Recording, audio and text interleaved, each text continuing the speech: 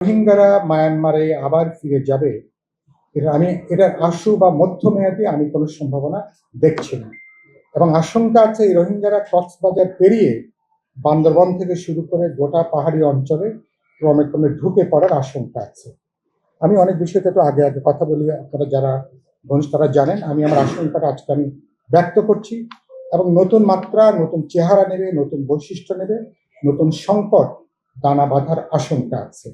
সুতরাং এটা এখনই যদি একটা জাতীয় কমিশন ফর্ম করে সরকারের অগ্রাধিকার মধ্যে এনে তাদেরকে যদি বাধ্য করা যায়, আমি মনে করি এর একটা যৌক্তিক একটা সমাধানের জায়গায় পর্যায়ক্রমে আমরা আসতে পারবো।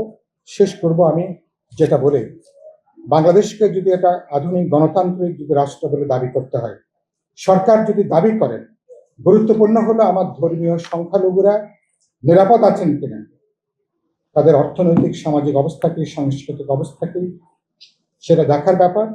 জাতিগত সংখ্যালঘুরা তাদের সামাজিক অবস্থান, অর্থনৈতিক অবস্থান, ভূমির অধিকার, তাদের সাংস্কৃতিক বৈচিত্র্য, ভাষাগত তাদের যে অধিকার, এবং সেই জায়গাটাকে যেটা সাংবিধানিকভাবে নিশ্চিত করবার কথা।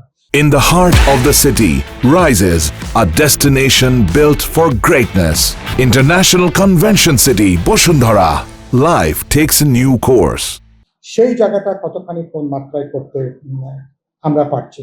আমি মনে করি এটা আধুনিক সভ্য গণতান্ত্রিক রাষ্ট্র হিসেবে বিবেচনা করার গুরুত্বপূর্ণ প্যারামিটার হচ্ছে ধর্মী এবং জাতিগত সংখ্যালঘুরা, একদিকে শ্রমজীবী গরিব মানুষ, প্রান্তিক নারীরা, তাদের ক্ষমতায়ন, তারা কোন অবস্থায় আছেন, এগুলো হচ্ছে এই কালের ১বিংশ শতাব্দীর আধুনিক সভ্য গণতান্ত্রিক রাষ্ট্র দাবি করার সবচেয়ে গুরুত্বপূর্ণ প্যারামিটার।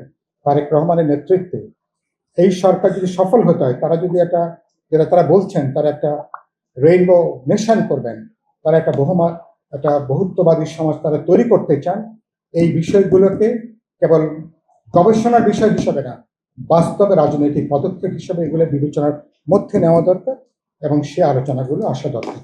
শেষ বাক্যটা হচ্ছে, লড়াইটা মাঠে জারি রাখতে হবে। পাহাড়ের লড়াইটা শুধু পাহাড়ের জনগণের না, পাহাড়ের লড়াইটা হচ্ছে সমতলের মানুষদের বড় লড়াই।